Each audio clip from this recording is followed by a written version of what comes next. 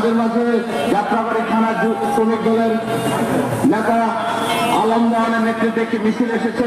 মিছিল ভাইদের